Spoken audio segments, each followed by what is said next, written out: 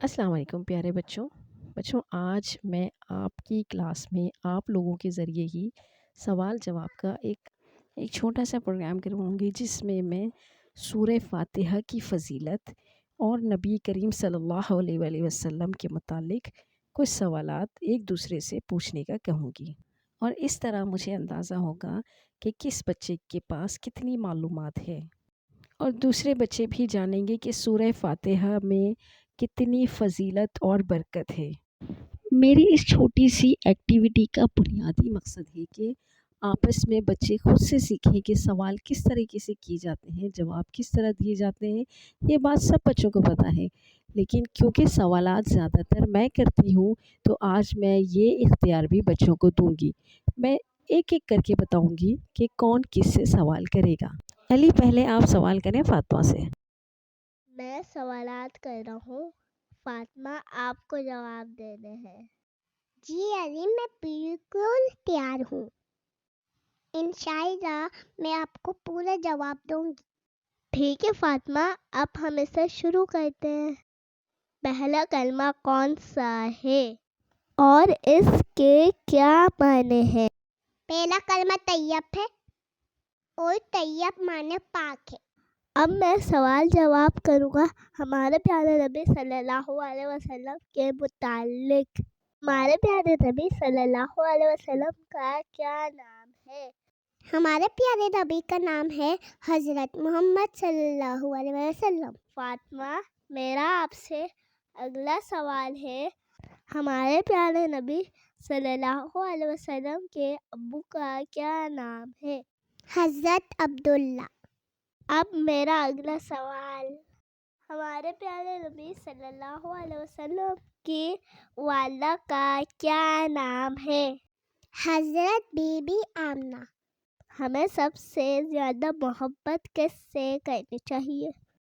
हमें अम्मी अब्बू से भी ज़्यादा हमारे प्यारे नबी सल्लल्लाहु अलैहि वसल्लम से मोहब्बत करनी चाहिए। मैं नए सवालात तैयार कर रहा हूँ।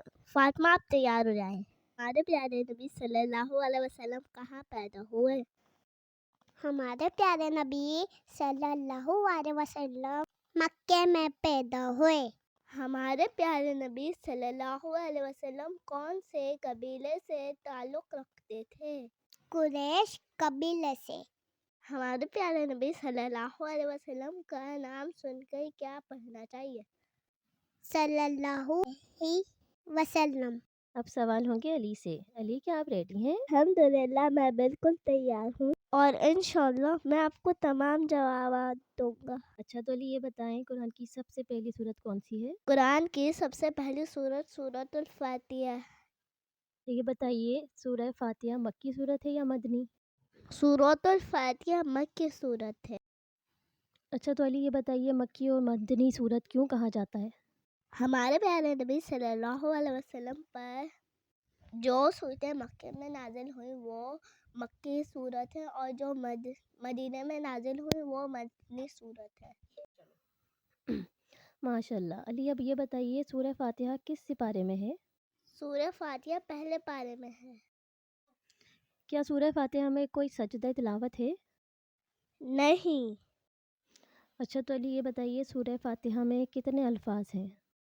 फातिहा में 27 अल्फाज हैं। और सूरह फातिहा में कितने हरूफ हैं? सूरह फातिहा में 140 हर्फ है।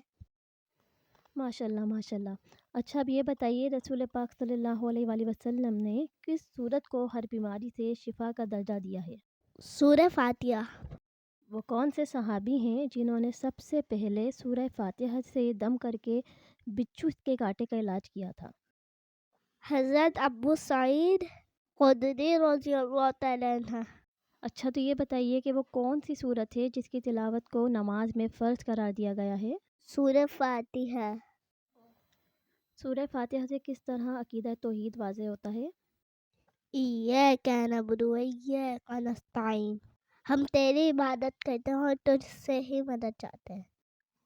अच्छा, ये बताइए कि क्या सूरह फातिहा को रुक़या शरिया भी कहते हैं? जी हाँ।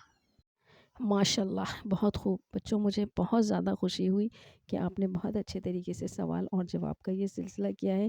انشاءاللہ ہم آگے بھی اس سلسلے کو جاری اور ساری رکھیں گے، اور مجھے امید ہے کہ سورہ فاتحہ پر کیے جانے والے سوالات اور جوابات سے سورہ فاتحہ کی فضیلت ہم سب جان چکے ہوں گے۔